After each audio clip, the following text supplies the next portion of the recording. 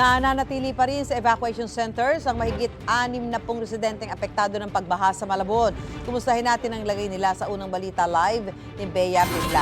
Bea?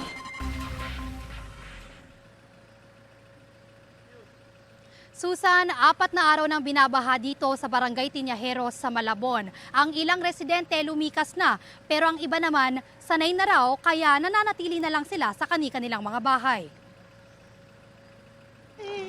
Tubig dahil. Gusto ko.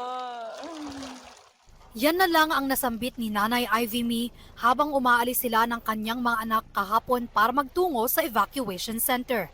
Ilan lang sila sa mahigit 60 residenteng nananatili pa rin sa Tinyajeros Elementary School sa Malabon. Lumikas sila dahil sa bahang dulot ng malakas na ulan, high tide at pag-apaw ng tubig mula sa Lamesa Dam. Kapagod talaga masyado, pag meron kang marami kang mga anak maliliit, yun talaga inaano ko. Sabi ko, wag lang, di bali na yung mga gamit, wag lang yung mga ano ko. Ang mga anak niya dito rin mismo nag-aaral. Kung magbalik eskwela na sa Malabon, absent daw muna sila dahil naiwan sa binahang bahay nila ang mga gamit pang eskwela. Inanunsyo na ng LGU na wala pa ring pasok sa lahat ng antas sa private at public school sa Malabon ngayong araw.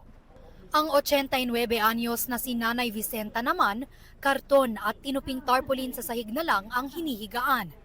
Kwento niya, kasama niya ang anak niya nang pinasakay sila sa bangka para lumikas. Mahina tahod ko. Itak anak lang magbaga. Lalayan ako. Siyempre kayo hindi man marunong lumangoy.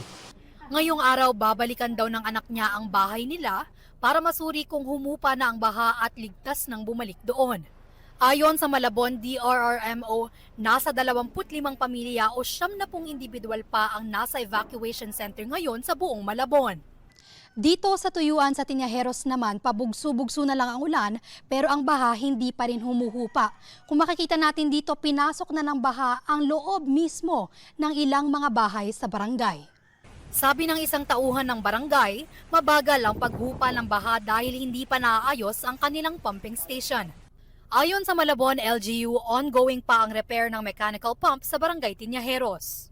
Siyempre po, abala sa pamumuhay po ng mga taga rito, lalo na nga po yung estudyante, yan na suspend yung klase. Yung mga gamit, basta hindi ka makagalaw maayos.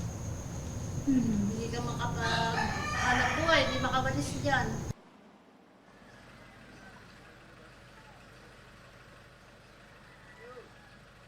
Kwento ng ilang residente rito, bahain talaga sa kanilang barangay dahil malapit ito sa Tulyahan River at mababa lang ang kanilang lugar. Pero sa tinagal-tagal na nila rito, sabi nila ay nasanay na lang din sila sa ganitong pamumuhay. At yan ang unang balita mula rito sa Malabon, Bea Pinlac, para sa GMA Integrated News. Mga kapuso, para una ka sa mga balita, mag-subscribe sa GMA Integrated News sa YouTube. Sa mga kapuso abroad, subaybayan niyo po kami sa GMA Pinoy TV at sa www.gmanews.tv.